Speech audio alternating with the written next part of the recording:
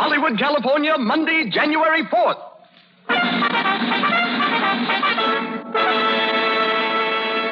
The Lux Radio Theatre presents Spencer Tracy, Virginia Bruce, and Francis Farmer in Men in White with Frank Riker and Paul Guilfoyle.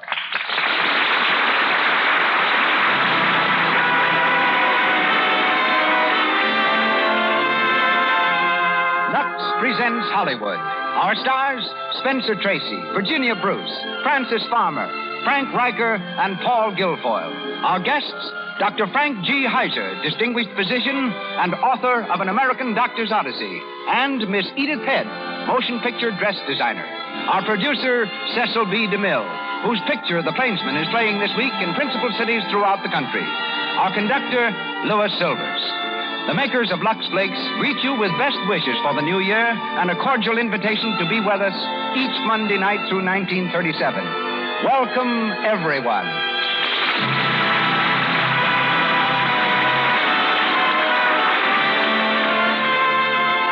How many times have you asked yourself this question? How can I dress smartly on a limited budget? Well, here's an answer in just 2 words. Lux Flakes. These gentle, effective soap flakes, free of harmful alkali, keep your washables looking fresh and just like new so much longer. Don't forget, anything safe in water alone is safe in Lux, the economical way of dressing smartly. And now, the producer of the Lux Radio Theatre, ladies and gentlemen, Mr. Cecil B. DeMille.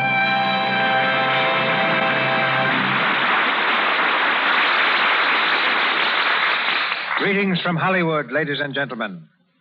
Milwaukee, founded by the Indians, was discovered by the French and is noted for its Germans. But one of the natives of which the city is most proud is an Irish-American named Spencer Tracy. 6 years ago, while Spencer was playing the lead in The Last Mile on the New York stage, Clark Gable, then not as well known as Tracy, was playing it on the road. For both men, The Last Mile was the last lap in a race for Hollywood. But it wasn't until about a year ago that Spencer gained full recognition. And now, while hard at work in the MGM production Captains Courageous, he is being mentioned as an outstanding candidate for the 1936 award of the Motion Picture Academy. Virginia Bruce and Francis Farmer are both renowned for their loveliness and their voices. Virginia was about to enroll in the University of California at Los Angeles when director William Bodine enrolled her instead at Fox Studios. Broadway then reversed the usual order, took Virginia from films, and made her a showgirl in 2 Ziegfeld productions. Returning as an MGM star, her latest picture is Born to Dance. Francis Farmer is that handsome young lady from Seattle who is probably the screen's outstanding find of 1936. Not long ago, this Paramount discovery returned to Seattle to see herself in her recent picture, Come and Get It. It was shown at the same theater in which she once worked as an usher, earning part of the money which put her through the University of Washington. Tonight she is heard as Barbara Denon, Virginia Bruce as Laura Hudson, and Spencer Tracy as Dr. George Ferguson. Frank Riker plays Dr. Hochberg, and Paul Guilfoyle, Dr. Levine. And the Lux Radio Theatre bills all 5 in Sidney Kingsley's Pulitzer Prize play, Men in White.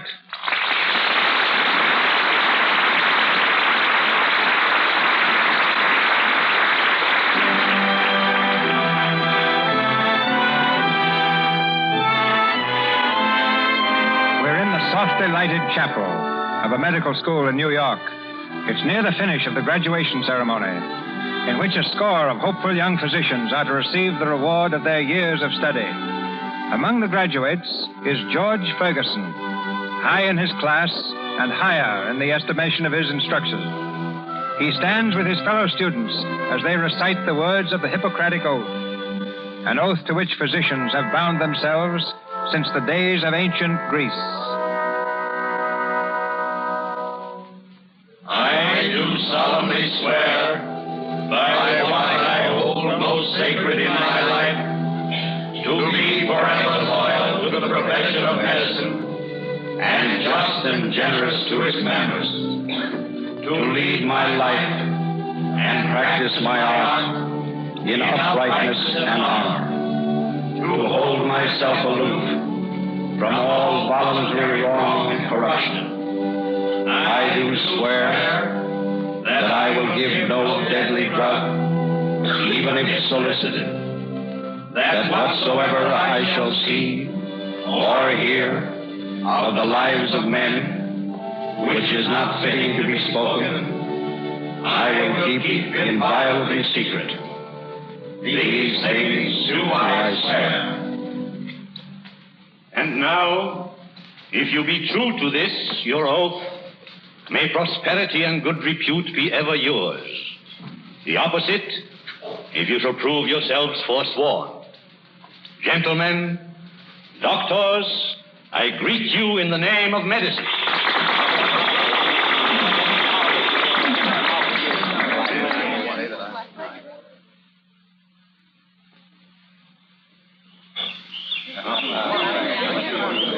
Ferguson. Oh, Ferguson. Yes, Dr. Hochberg? Congratulations, my boy. Thank you, Doctor. I don't mind telling you it feels pretty good. I know. Well, you're going into St. George's Hospital for your internship. You mean you fixed it for me? It didn't take any fixing, my boy. They want you there. So do I. Now, you'll work for me for a year if you want to. If I want to. I'm the luckiest man in the world. Thanks. Well, then a year or so in Vienna with von Eiselberg. You haven't changed your mind about that? Oh, no. I'm still going to go if I can manage it. Good. Good. Well, what about Laura? Does she know George? Oh, sure. Why, Dr. Hochberg? Oh, nothing. I just wondered. Oh, yes, I know what you mean. No, Laura's all right. She understands. It'll be a long time yet before you're ready to practice. I've told her that. We've been over the whole thing 12 times. I'm glad. Laura's a fine girl, George, but, well, I wouldn't want anything to interfere with your studies. I know. I've plenty to learn yet. Plenty to read. Whole libraries full. I'm looking forward to it, and so is she. Fine. I like to hear you talk like that. It leads me to expect big things of you.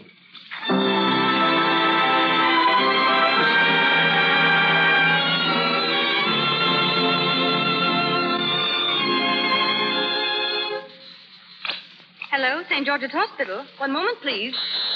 St. George's Hospital? Who? One moment, please. I'll see if I can reach him. Hello, Miss Sharp.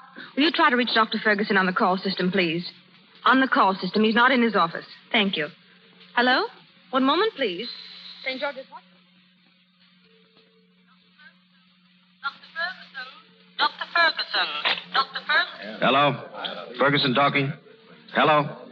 Ferguson talking? Yes. Who? Oh, I see. Why, ask him to come in sometime this afternoon. Hello, switchboard. I'm in the library. Be here for about 10 minutes. Right. Oh, George. Yes, Dr. Hochberg? George, I want you to meet Dr. Levine, Dr. Ferguson. How do you do, Doctor? How do you do? Dr. Levine has brought some X-ray plates, both lungs. Will you take a look, George? That shadow there. The right apex. Yes, I was afraid of that. Oh, don't be an alarm, Miss Levine. Have you examined the sputum? I brought a specimen. My microscope is broken. Well, we'll look at it here. You take it, George. Certainly. I'll have the path lab check up on this. Is it anything important? My wife. Oh. I'll attend to it at once, Doctor. Thanks. Do you think if I came back this evening... Oh, sure, yes. The report will be ready then. Drop into my room, 106. 106? That's my old room. You interned here? Are you the Levine? Why, of course, sure. Bellevue, aren't you? Yes, 23. Yes. Professor Jury mentions you quite often. Jury? He still remembers me? Oh, he thinks a great deal of you. George here is one of his prize pupils, too. Been here 9 months. Our house surgeon. House surgeon? Oh, that's fine. I was house surgeon, too. Yes, I heard. You're going to study abroad, Dr. Ferguson? I hope so. I planned to study with Sauerbruck in Germany, but I couldn't get there. Where are you going? To Vienna. I'm going with von Eiselberg. And a wife along to keep him company. Oh, you're going to be married? Yes, it'll be a honeymoon trip. You'll find it difficult mixing the two. I know von Eiselberg. It's going to be very difficult. You don't know Laura. And after a year in Vienna, I'm working with Dr. Hochberg. So you see, the real labor won't begin till I come back from Europe. Oh, I'll drive you, George, with a whip, huh? Lucky. Yes, I once looked forward to all that. Well, come on, Levine.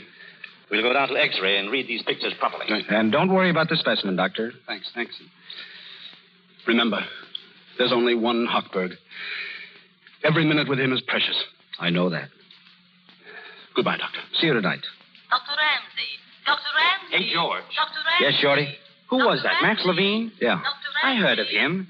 He was headed to be a big shot around here. Yes. Looks like he doesn't own a dime right now. Whatever happened to him, do you know? He... Oh, what's the difference? Ferguson, Yes, Doctor. I just saw 401. It's a mighty sick boy. May need another transfusion. We'll have to go pretty deep to find a good vein, Dr. Gordon. That's just what I'm worried about. If it comes up tonight, I want you to be here to do it. Tonight? Yes, there are 3 donors on call. Well, this is my night out, and my fiancée has made arrangements. I'm afraid I won't be here. I'm sorry, Ferguson. When the house needs Well, you... I'd like to, Doctor, but the same thing happened last week. I can't disappoint my fiancée again, or I won't have any. Dr. Gordon, couldn't I do that transfusion? I'm afraid not. Ferguson has followed the case from the start. He knows the veins we've used. Well, what do you say, Ferguson? All right, I'll stay. Thanks. See me in my office about 8. One night a week off, and it's... It's tough, George. Sorry I couldn't help you out. Dr. Ferguson. Dr. Ferguson. Dr. Ferguson. Hello. Oh, hello, Laura. No. It's all right. Where are you, upstairs? How's your father? All right. I'll be right up, yeah. Dr. Ferguson. Where's Dr. Ferguson? See you later. Here, what is it? Dr. Ferguson, a woman just came in on emergency with a lacerated throat. She's bleeding terribly. Dr. Crane told me to tell her that he can't stop it. Get her up the operating room, quick. Yes, sir. On your toes, Shorty. Get everything ready. Right. Mac, McDonald. We're here. Locate the staff anesthetist. Operating room B and on the run. It's emergency. Come on, now, go on.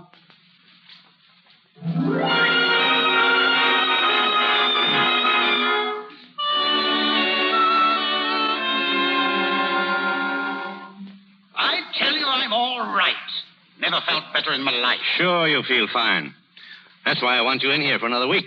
Rest that heart of yours. Hockey's right, Dad. You ought to stay. Now, don't you start, Laura. Oh, but it's so foolish. I have an important deal on honey. Biggest deal in years. A lot of money, John. Yes, a lot of money. And what good will it do you if you don't live to enjoy it? Well, it can still buy my little girl a honeymoon. I could spend my honeymoon right here and have a swell time, as long as it's with George. By the way, where is that man, Hockey? Upstairs, busy. Oh, well, can I get him on the phone again? Better wait. He's in the operating room. Oh. Yeah, they make a slave of that boy, and he doesn't get a dime. I can't see it. Well, he's not here for the money. He's here to learn. If he wanted to make money, he wouldn't have chosen medicine in the first place. You know, when he comes with me, his pay is only going to be $20 a week. But there's a chance to work. The next 5 years are crucial years in that boy's life. They're going to tell whether he becomes an important man or not. George is an important man right now, Hockey. To me. To you. Well, don't I count? Of course you do, dear. Hello. George. How are you, darling? Hello, Mr. Hudson. How are you, George? Come to take my temperature, I suppose, huh? No, not this time. Boy, so glum, dear. Toothache? Oh, just tired, I guess. Excuse me, please. What is it, Miss Jamison? Time for Mr. Hudson's sunbath. Oh, go away. Come along now. Come along. Let go. I got some phone calls. See you later, Laura. All right, Hockey. Bye, Dad. Goodbye. Darling, Oh, Laura, you're lovely today. kiss me, darling. Oh, how I've missed you these last few weeks. I've been busy, dear. I know. And there'll be 3 more months of it, won't there? 3 months. I don't know how I can live till then. There'll be long months for me, too. You know, George, you've spoiled everything for me. What? Oh, I don't seem to get a kick out of life anymore unless you're around. That's not very often, is it? Darling, we'll make up for it all later on, honestly. I don't know if we can. You see, dearest, the way I feel, if I had you every minute from now on, it wouldn't be enough. I wish I'd lived all my life with you. I wish I'd been born in the same room with you and played in the same streets. I'm glad you missed them. They were ordinary and gloomy. They might have touched you, changed you. Look at me, Laura. About 7 months ago, there was a boy here who had been blind from birth. We operated on him successfully. One night, I showed him the stars for the first time. He looked at them a moment and began to cry like a baby because he said they were so beautiful. And he might never have seen them. And when I look at you, Laura, I get something of that feeling. I can't tell you how large a part of me you've become, Laura. Dr. Ferguson. Dr. Ferguson. Oh. Dr. Ferguson. No. It's no use, Laura. That's my call. I've got to answer. No. Let me go, Dr. please, Ferguson. darling. Oh, you spoiled Dr. it. Ferguson. Dr. Ferguson. Yes. Oh, yes, Doctor. I'll be ready. I'll tend to all that. Right. All right. Go on. Go to work. I won't be needed for half an hour yet. Well, I have to go to my hairdresser's and make myself beautiful for tonight anyway. Laura, dear, What a night we're going to have. Doris asked us over there, but I want you to myself. Laura, I've got some bad news. Now, you won't be upset, will you? What is it? I can't make it tonight. I have to stay in. Again? Don, I'm so sorry. I tried to duck out of it, but I couldn't. There's a transfusion I have to do. What time is it? I'll wait. No, you better not. It depends on the patient. I've just got to be around and ready. Are you the only one here who can do that transfusion? Well, Dr. Gordon seems to think so. George, they're overworking you, and it's not fair. Oh, I don't mind it so much for myself, only... No. Well, I do. I was planning so much on tonight. Well, don't you think I was, Laura? All week I've been looking forward to it. Yes, I know. George, I'm so low. What's our life going to be like? Well, pretty grand, I should say. How can it be? How can it? Oh, dear. Now, we'll go out tomorrow instead. Saturday's more fun anyway. Well, it's not just tonight. It's all the night. Darling, you're exaggerating now. No, I'm not. Well, what do you expect me to do? I want to get out. I want to enjoy myself, but I can't. That's all. I can't. George, I know this is important to you, and if it's going to help you, I can go on like this for another 3 months, for another year and 3 months. But when we come back to New York, let's arrange our lives like human beings. Well, you can open up an office and have regular hours, specialized. Well, if I work with Hochberg, darling, I won't have the time to go into practice. That's just it. I know hockey. I'll never see you then. But, Laura... Oh, darling, I've plugged all my life just in the hope that someday I'd have a chance to work with a man like Hochberg. Why... Well, I couldn't go on this way. I just couldn't. I'd rather break off now and try to forget you. Laura, don't say a thing like that. Well, I mean it. It would kill me, but I'd rather die quickly than by slow torture. Dr. Ferguson. Dr. Ferguson. They're calling Dr. you. Ferguson. Yeah, I know. Dr. Ferguson. Ferguson talking. Yes. Who? South 218? We'll call Dr. Cunningham. It's his case. What? When? What's her temperature? Pulse? Did she ask for food before she became unconscious? No more insulin. Absolutely. I'll be right down. Now, I have to go now, Laura. Please don't worry. Laura, I'm speaking to you. Oh, as bad as that? Yes. Well, things will straighten themselves out. No, they won't. I'll see you tomorrow night, dear. Right? Yes, but think it over, George. We'll have to come to some decision. Oh, Laura, will you please? I mean it, absolutely. All right, Laura. All right.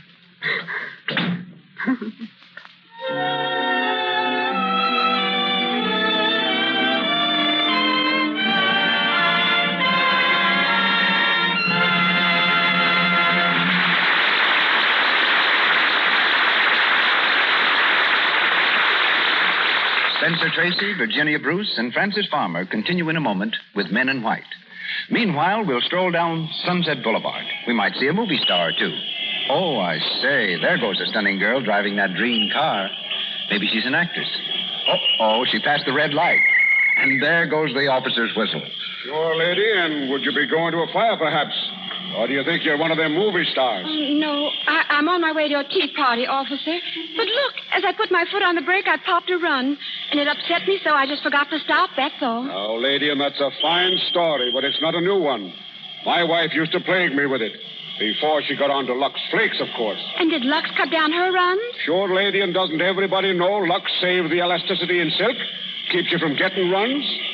Sure eased the strain on me pocketbook, too. Oh, thank you, officer, for telling me about it. Well, I'll be letting you go this time, but I know you'll get a good bit of punishment going to that tea fight with a run in your stocking. The officer is right. A girl certainly hates being seen with a run. And there's nothing a man dislikes more than having his best girl show up with one. Getting too frequent runs is something a clever girl avoids. She makes it a rule to Lux stockings after each wearing. Lux saves stocking elasticity. And with Lux, there is no injurious cake soap rubbing. Then threads can give under strain without always popping embarrassing runs. Lux Flakes have no harmful alkali, you know, to weaken fibers, rob them of elasticity. If you aren't already using Lux Flakes for stockings, better make a note to get some tomorrow. It saves you runs, saves you money. And now, here's Mr. DeMille. We continue Men in White, starring Spencer Tracy, Virginia Bruce, and Francis Farmer.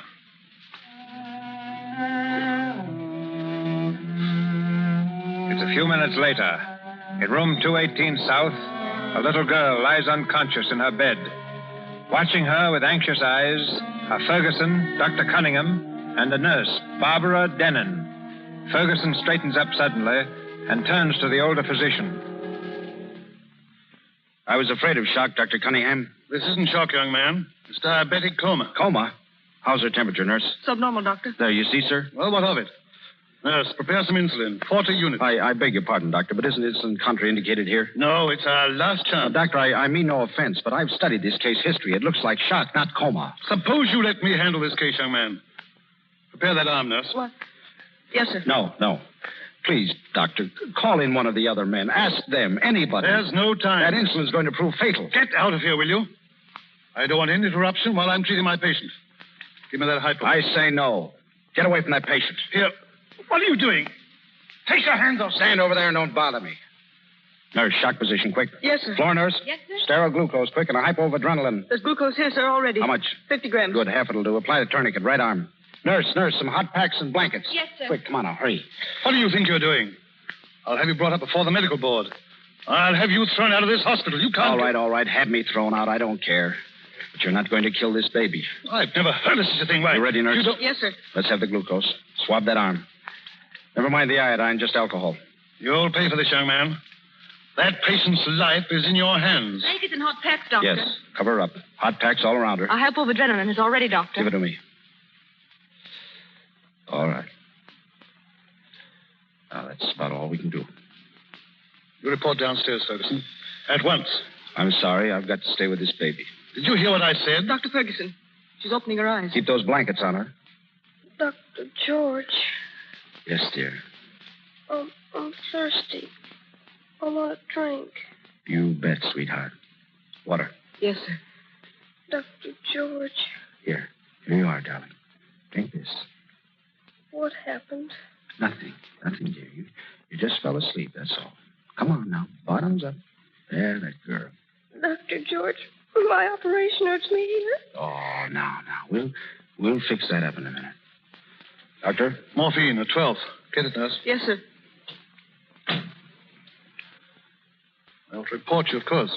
A meddling young puppy. However, under the circumstances, I guess I can afford to be lenient. This time. But if you ever dare interfere again in any of my cases... I wouldn't think of it, Doctor. See that you don't.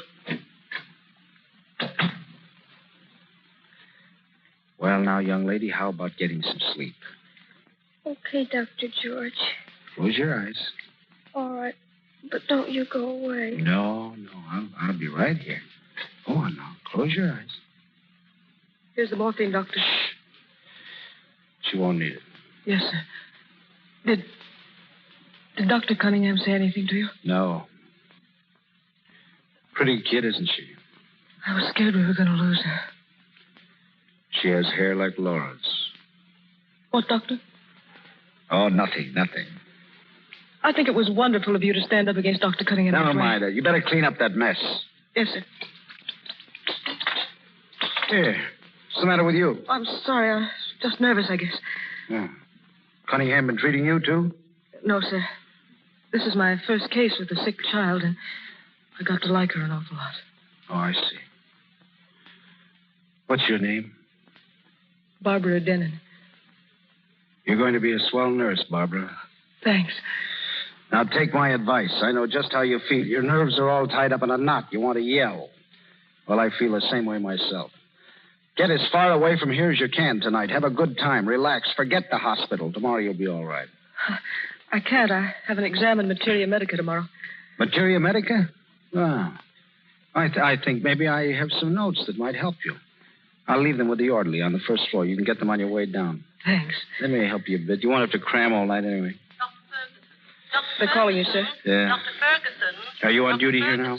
For a while. Dr. Ferguson. If she wakes with any pain, give her that hypo. If her temperature goes below normal, call me. I'll be in. Dr. Ferguson. Tonight, Dr. too? Ferguson. Yes, tonight, too. Dr. Ferguson. Dr. Ferguson. All right. Dr. I'm Ferguson. coming. Shut up. Dr. Ferguson.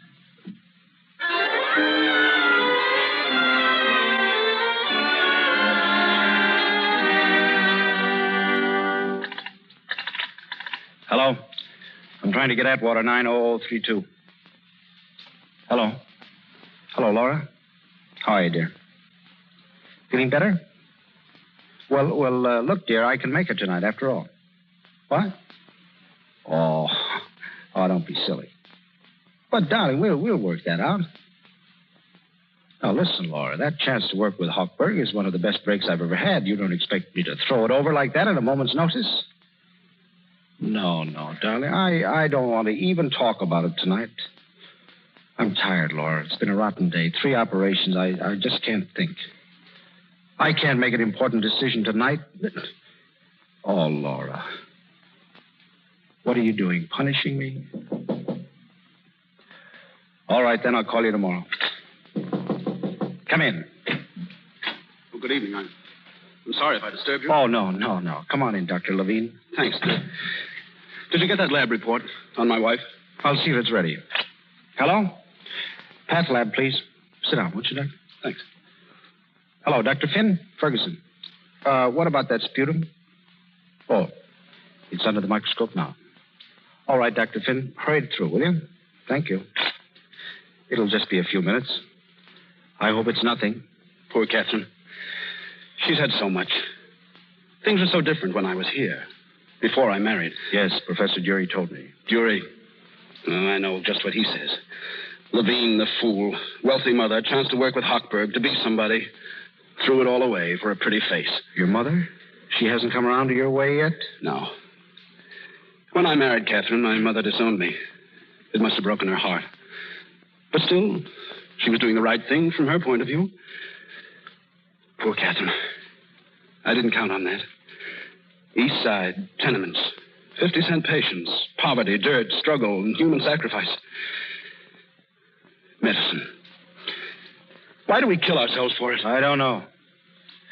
I often wonder myself whether it was worth the grind working my way through college and med school. Med school, too? Oh, yes. I don't see how you kept up with classes. I managed. Terrific grind. Well, it wasn't much fun, but still, I guess it's the only thing I really want to do. My father used to say, above all is humanity. He was a fine man, my father. A small-town physician, upstate. When I was about 13, he came to my room one night and apologized because he was going to die. His heart had gone bad on him. And he knew that if he gave up medicine and took it easy, he could live for 20 years.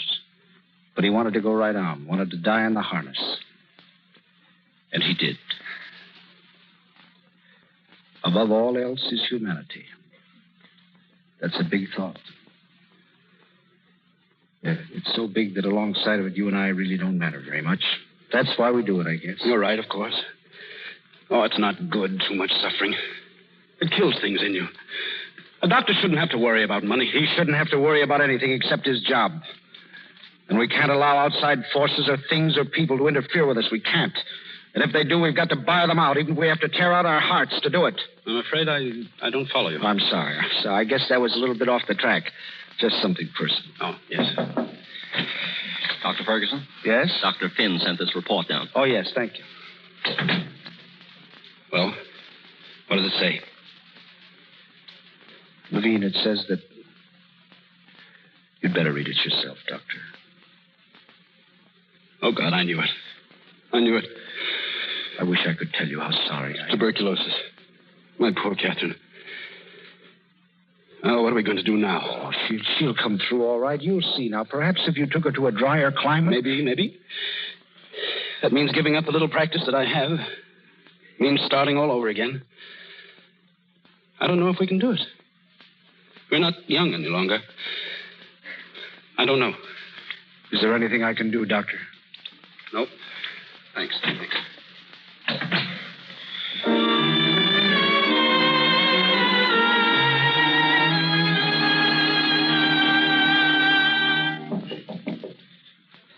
Who is it? Hello. Oh, hello. I came down for those notes. Oh, yeah. Oh, yes, of course. I forgot. Stupid of me. Let's see now. What was it? Materia Medica? Yes. Yeah. Well, I had them here someplace. Oh, I hate to disturb you. That's all right. Pathology, histology, no. Well, there's too much trouble. Materia Medica, here. There you are. Thanks. Not at all. I hope there's some help. Is there anything wrong? What? anything wrong? Wrong? No, of course not. Are you sure Dr. Cunningham didn't... No. Because if it would mean anything, I'd go right down and tell them all, everybody, just what happened. No, it's not Cunningham. What is it then? Oh, it's just... I don't mind me tonight. You worked really hard, don't you? Work? Why, sure I work. What else is there but work and work? You know, Doctor, when I thought Dorothy was going to die, I got the feeling like I can't put it into words. Ah, I know. I know that feeling. You, too? I've got it right now, Barbara. Now. I'm tired of work and blood and sweat and pain. The fellow in 341 is dead, and Levine's wife is going to die. You begin to wonder what it's all about and why on earth does anything make any difference. Yes, that's the feeling. And you get so lonely. And you feel tomorrow it's me. And the only thing that matters is just being alive. Just being alive now, isn't it? Yes. You kids have a pretty tough time of it, don't you? Grind all day and lights out at 10 o'clock, huh? And only one night out till 12:30. I haven't taken mine in 2 months. There's just nobody. Nobody at all. You're a sweet kid, Bob. Am I? Yes. Yes. Oh, Barbara.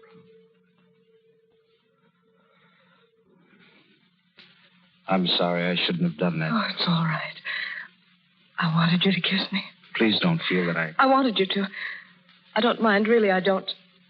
It was my fault more than yours. You are sweet, Barbara. What are you going to do tonight? Well, I was going to study, but it's my night off. Then let's get out of here. Let's go someplace where we can forget we ever saw the inside of a hospital. I want to hear some music. I want to laugh for a change. I want to forget that there's pain and suffering and... Will you come with me? Oh, yeah. All right, meet me outside the north entrance. I'll have a car, and make it as fast as you can. I want to get out of here.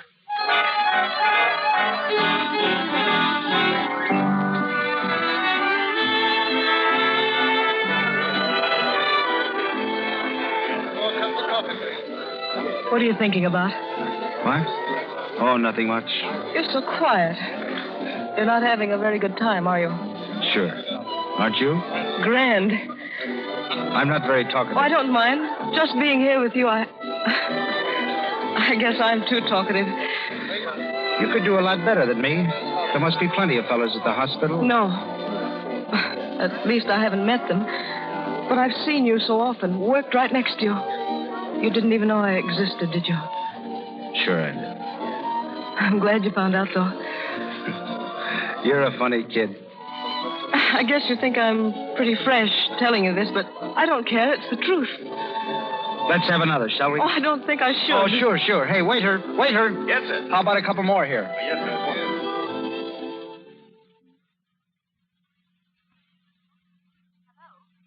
I'm sorry, Dr. Ferguson isn't here tonight.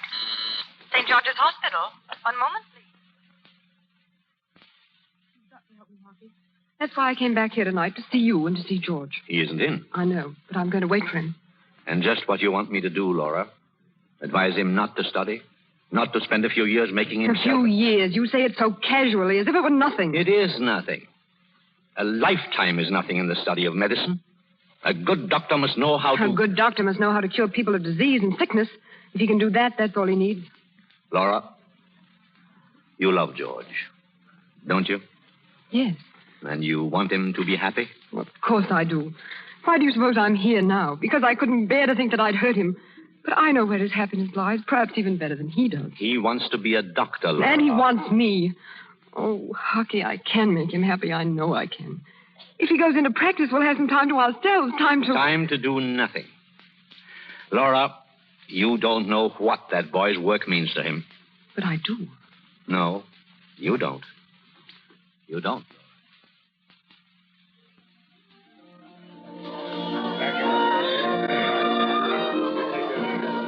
What time is it? I don't know. Why? Don't you think we'd better go now, George? What for? We're not in a hurry.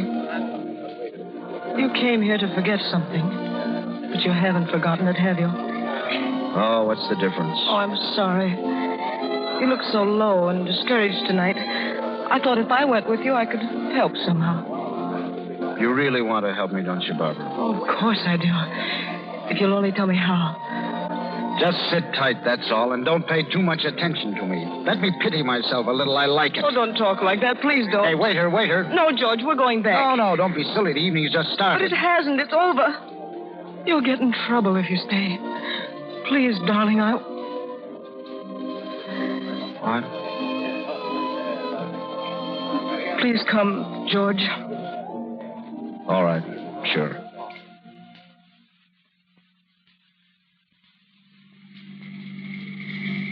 I think that was a policeman back there on that side street. What of it? You're going awfully fast. We're in the city now, George. It's all right. Let him stop me. I'm a doctor. I'm hurrying back to the hospital to watch people die. Slow down, please. There's a man in the public ward screaming in pain. A little boy who'll never walk. He hasn't any legs. George, stop it. They're waiting for me. I've got to help them. I've got to sit by their beds and hold them down while they writhe and torment. I've got to...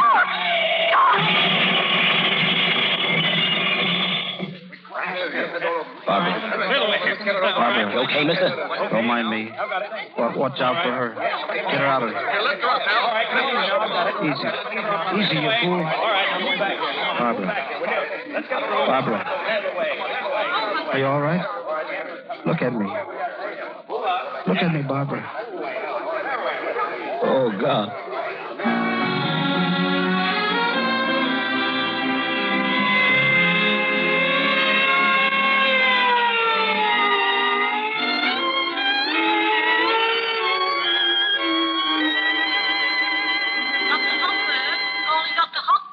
Excuse me, Laura.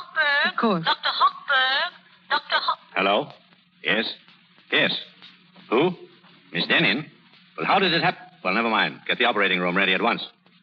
It's an emergency case, one of our own girls. A nurse? Yes. Hello? This is Dr. Hochberg. When Dr. Ferguson comes in, tell him... Oh, he is? Well, send him to the operating room right away. Emergency. George has just come in. You're putting him to work quickly enough? He'd want to do it. I said before that you didn't know what it meant to him. But perhaps you'd like to see for yourself. If you can stand it. What do you mean? Come to the operating room. Watch him work. Watch him take a bruised and broken body and make it human again. Well? All right. Why not? I'll get you a sterile cap and gown. Hello? Hochberg talking. I want a sterile cap and gown for Miss Hudson. Take it to the operating room.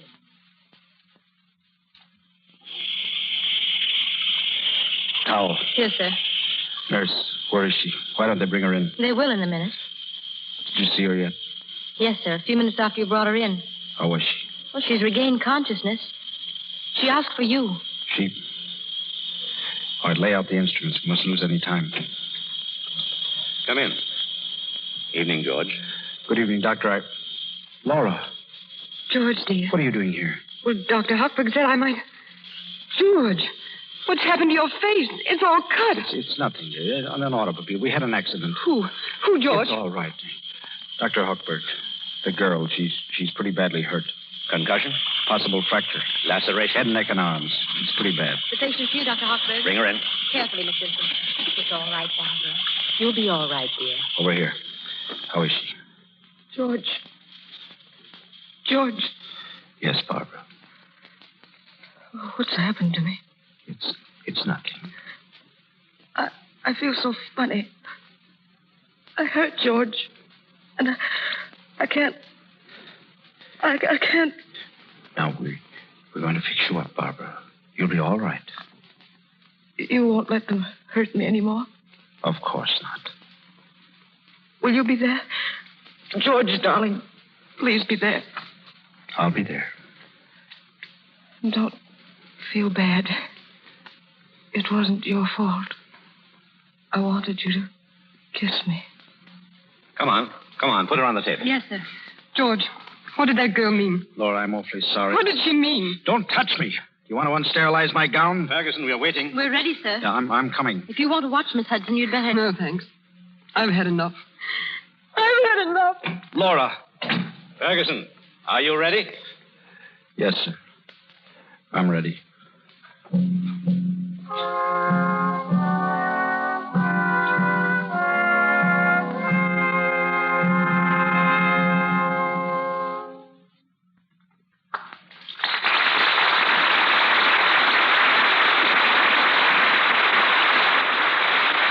for station identification. This is the Columbia Broadcasting System. You're listening to KNX, Los Angeles, the voice of Hollywood.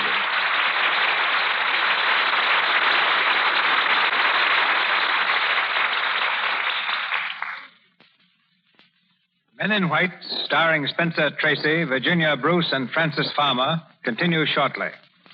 12 years ago, a young lady whom I recognized as a teacher at the Hollywood School for Girls, where my 2 daughters were students, walked on my set at Paramount. I ventured to ask what new mischief those 2 DeMille kids had been up to.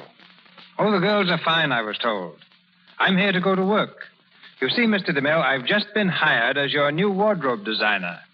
So a school mom turned into one of Paramount's cleverest creators of costumes. Her name is one you've seen many times on the screen. Ladies and gentlemen, Miss Edith Head.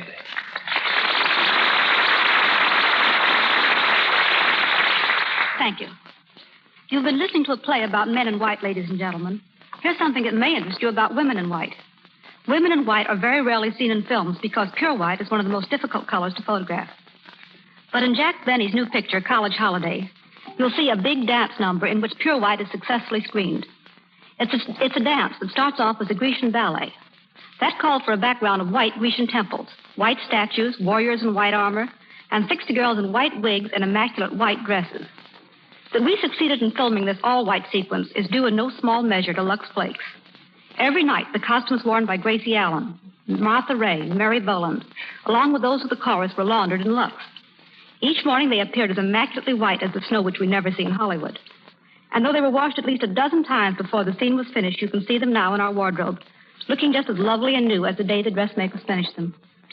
We'll be using lots of Lux Flakes, too, in making our new film, Waikiki Wedding, in which Bing Crosby and Bob Burns have starred. Since it's late in Hawaii, white summery costumes will predominate.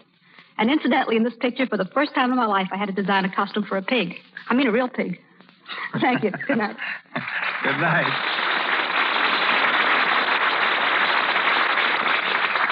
Back to Men in White, starring Spencer Tracy, Virginia Bruce, and Francis Farmer. It's early the following morning.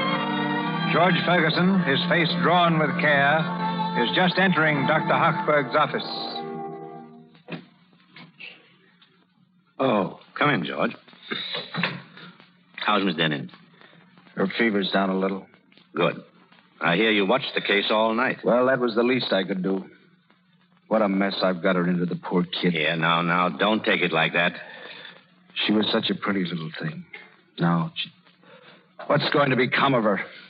She'll never see again, I know it. Don't worry. We'll take care of her. We'll find something... I wasn't thinking of money. That's not going to help her much. What about her life? It's shot to bits.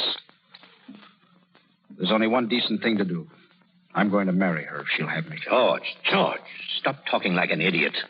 What about Laura? I'm going to marry that girl. What for? I have to take care of her, don't I? Oh, I see. So you saved some money then, huh? Out of what? Then how are you going to help her? How are you going to take care of her? I'm going into practice. If you think you can provide for both of you by first starting practice, then you just don't know. I'll manage somehow. I'm not afraid of that. George, you saw Levine yesterday. You know he's practically starving. He asked me to lend him $20. I don't see what that has to do with me. You didn't know him 6 years ago. You wouldn't let me help him then. He was so sure, so confident, and better equipped for practice than you are. Possibly. But at least he loved Catherine. But you don't love this girl. It was an accident, and for that you want to ruin yourself. Dr. Hochberg, please, it's no use. I've thought of all that. It doesn't make any difference. There's only one decent thing to do, and I'm going to do it. And I'm going into practice. If you do that, George, you're through. You're finished. All right, then I am. Why not? What good's a profession that can't give you bread and butter after you've sweated out 10 years of your life on it? And if I can't make a go of practice, I'll find a job at something else. I won't starve. I'll always make a living. Dr. Hochberg. George, Dr. Hochberg. You're going to be sorry for this. Maybe. Dr. Hello, Dr. Hochberg, yes? Yes? What? When? Prepare a hypo of caffeine. Adrenaline, long needle, at once. Who is it? Do you want me? No. You sit here. I'll be back in a few minutes.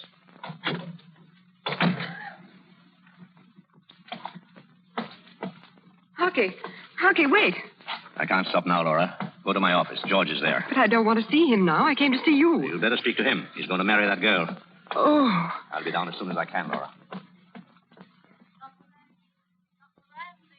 Dr. Ramsey. Dr. Ramsey. Dr. Ramsey. George, Oh, come in, Laura.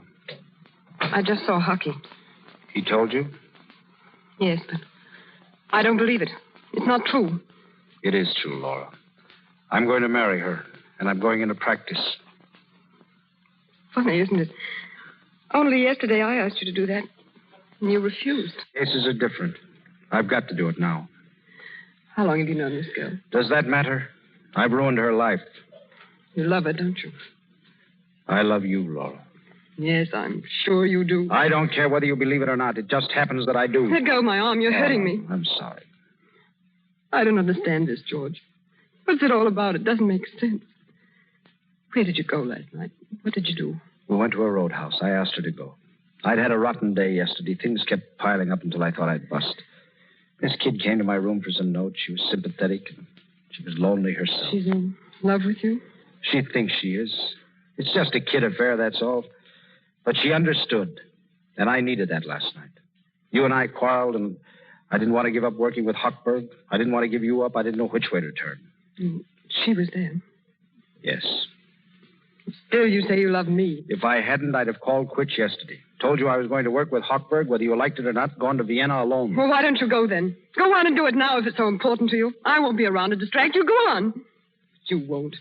You're going to marry a girl you say you don't care for. All right, make your beautiful gestures. Marry her. I'm going to. You think you're being brave and strong, I suppose. But you're not. You're a coward. You're doing it because it's the easiest way out. Because you're afraid people will say things about you. Because you've no backbone. Yes, Laura, you're right. I have no backbone when I almost let myself be talked out of a chance to work with Hockey. And maybe to do something fine someday. But right now, I have no choice. I'm not doing this because I give a rap what anybody says or thinks. I'm doing it because that girl's life is smashed, and I'm responsible. And I want to try and help pick up the pieces and put them together. Oh, Laura, don't. I knew how you felt about Hockey, and I shouldn't have insisted. I've been selfish, but it was only because I loved you so much. And I still do. That's the way I am, George. I can't help it. George? Yes, Doctor. Miss Denin, she wants to see you. Is there anything wrong? I am afraid so. That adrenaline I ordered was for her, George. You mean She's asking for you. You'd better go to her. Yes. Hockey, what's happened? Embolism. She's gone into a collapse. Does it mean... There's nothing we can do, Laura. Nothing. Oh.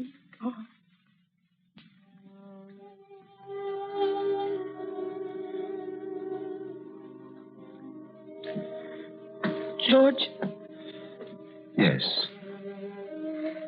I asked them to send you to me. I didn't know. I wanted you to be near me just for a little while. You don't mind? Mind?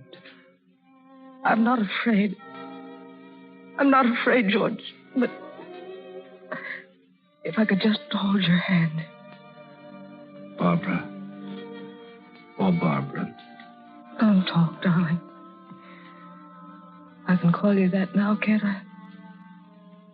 There's so little time left, and I've loved you for so long. You didn't know, but I have, George. That's why you mustn't feel bad about anything. Barbara, is there something I could do? Stay here with me. A little while. Just a little while. Darling.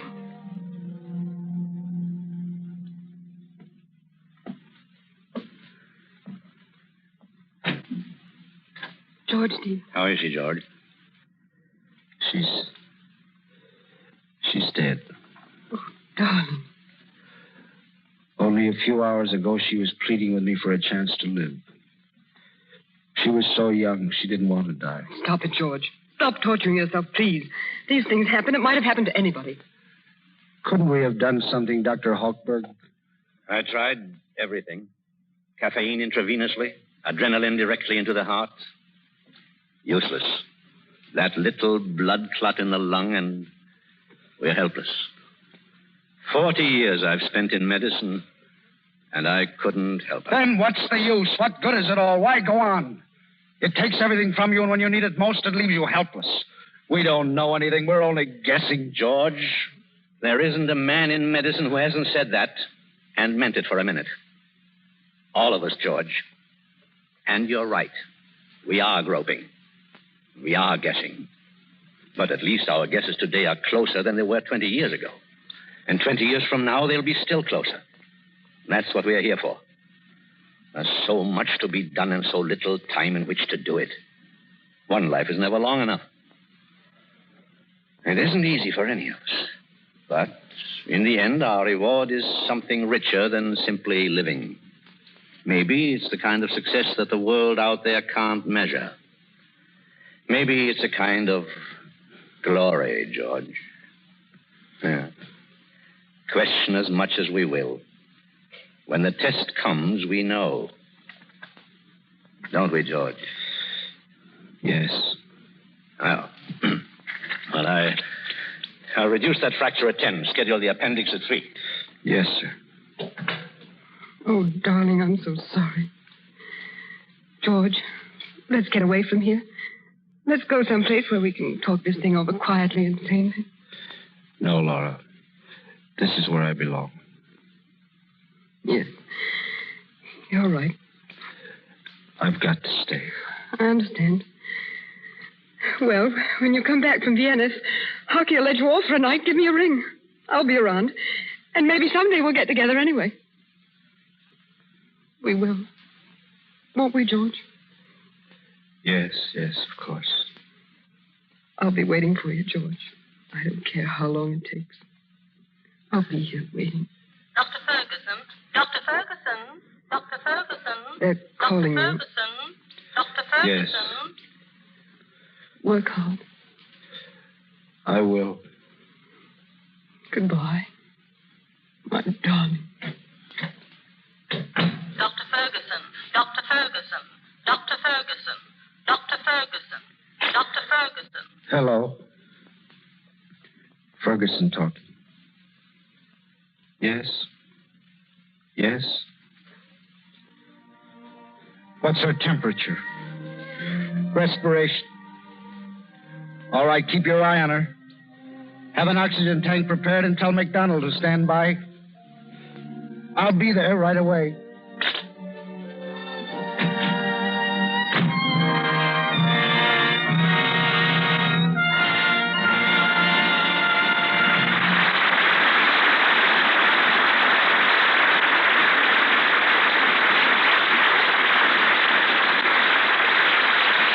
The curtain falls on Men in White. But Spencer Tracy, Virginia Bruce, and Francis Farmer will be with us again shortly. The Lux Radio Theatre now presents a physician whose practice encompasses the world, Dr. Victor G. Heiser, world-famous hygienist. Dr. Heiser is president of the International Leprosy Association, author of important medical books, and of the national bestseller, An American Doctor's Odyssey.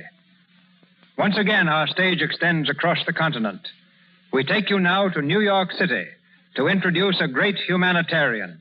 Ladies and gentlemen, Dr. Victor G. Heiser. Thank you, Mr. DeMille.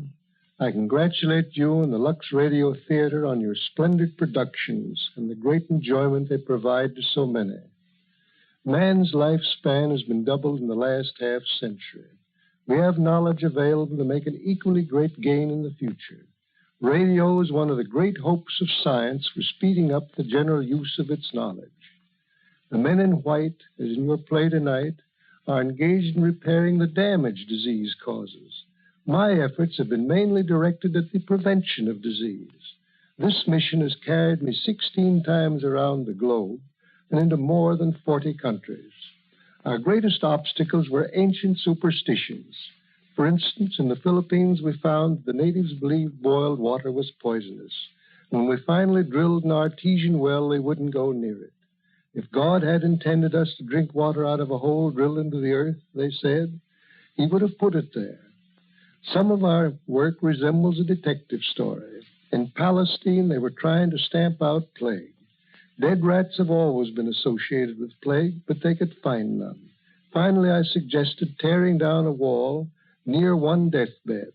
Well, there was a rat. We snooped around some more, and a neighboring blacksmith admitted seeing the most extraordinarily strange rats. We finally traced them to a refuse heap in a vacant lot. Underneath it were hundreds of rodents dead from plague. Searching further, we found a store with rice from Rangoon, the world's most notorious plague center. Well, there was the source of the plague. We quit being detectives then and set about being scientists to eradicate it. On Wednesday, I shall sail for Africa on another long expedition. There's no telling what we'll find this time. I hope that something of what I've said will help you realize the tremendous needs of man and the great satisfaction there is in fulfilling them. Also, you may understand more clearly why a doctor, in devoting himself to his career, is not losing his life, but gaining it 1,000-fold.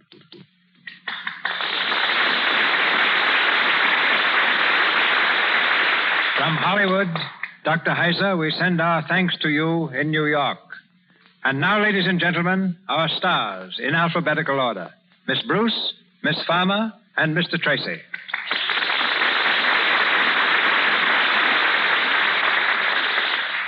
I've just two things on my mind, Mr. DeMille. First, I want to wish everyone a very happy New Year.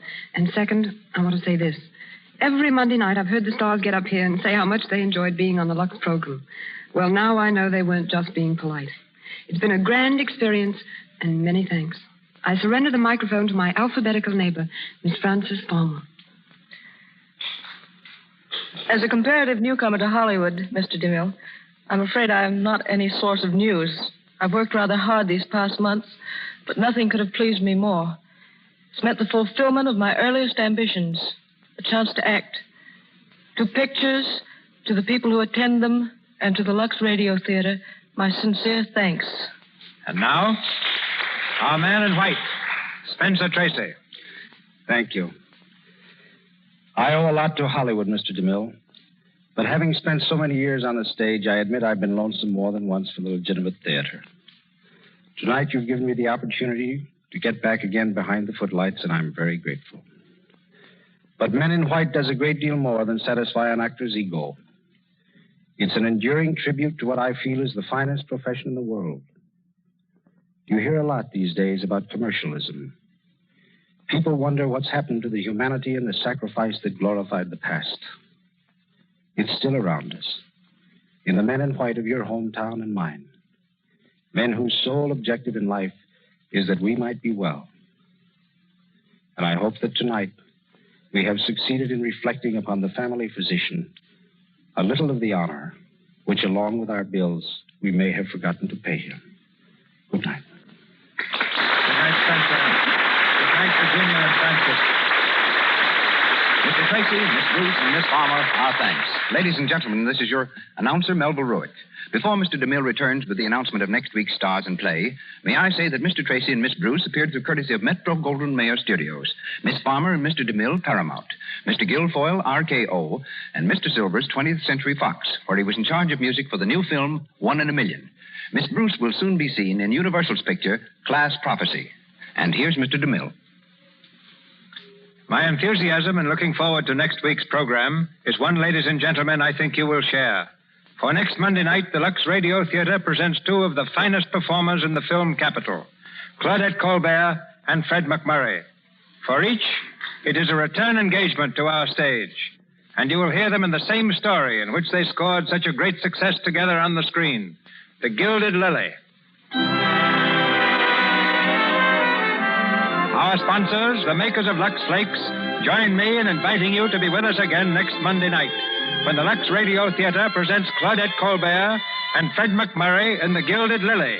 This is Cecil B. DeMille saying good night to you from Hollywood. This is the Columbia Broadcasting System.